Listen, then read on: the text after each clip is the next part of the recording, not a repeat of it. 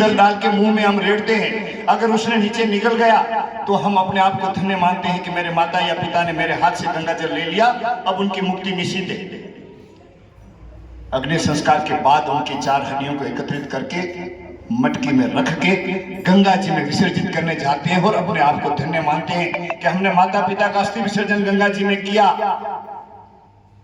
बहुत अच्छी बात है, क्योंकि गंगा जी अति पवित्र है। उनका प्राकट्य भी मुक्ति के लिए ही हुआ था।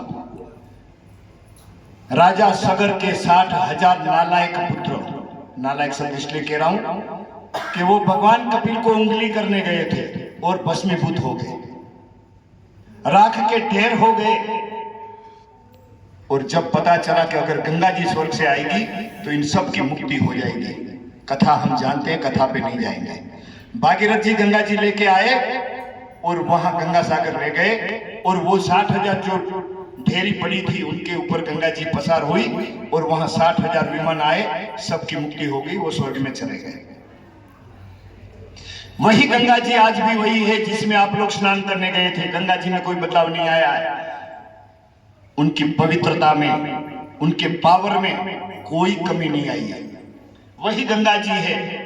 अगर हमने मान लिया कि ये भगवती गंगा है तो आपका पाप धुलेगा। आपने मान लिया कि ये नदी है तो स्नान करने का पुण्य मिलेगा। यहां भगवती आई माता बैठी है, धातु की है कि पत्थर की है? अगर कोई आके कहे कि ये भगवती आई माता की मूर्ति है पत्थर की, तो उनको थोड़ा सा भी आशीर्वाद प्राप्त नहीं होगा। जब आपके मन में ये भाव रहेगा कि तो आई माता खुद बैठी है और इनके बाद सर झुकाओगे, ढोक लगाओगे, तो साक्षात आई माता का आशीर्वाद आपके पास उतरेगा।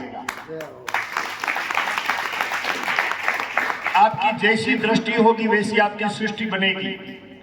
आपने माना कि गंगा जी परम पवित्र है, उसमें डुबकी लगाने से सगर पुत्रों का उद्धार हुआ, हमारा उद्धार होंगे, वो भाव से गए तो आपका उद्धार निश्चित है। एक दूसरा प्रश्न पूछता हूं, आप लोग